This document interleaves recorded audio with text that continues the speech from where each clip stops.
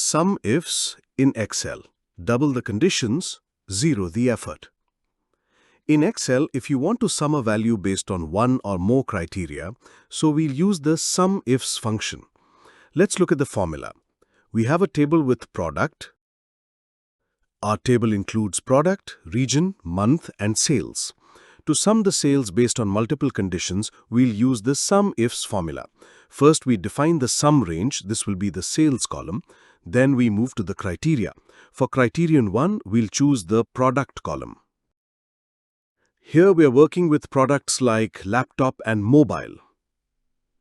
The criteria we've selected is the product column.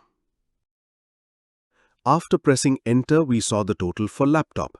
Now let's filter for mobile and see what result we get. So what does it do? It adds up all the values for laptop and does the same for mobile too. It will sum the values accordingly.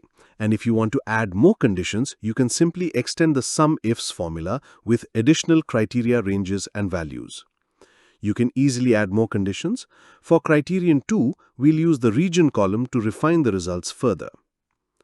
We'll choose North as the region here. Now, if we update the criteria, our result will adjust automatically.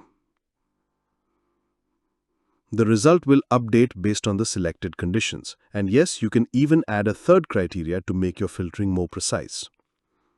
Now we'll add month as our third condition and set the criteria to the current month.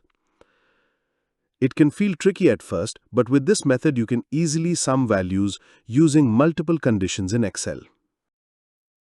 And that's how you use SUMIFS in Excel to sum values based on multiple conditions. Quick, clean, and efficient.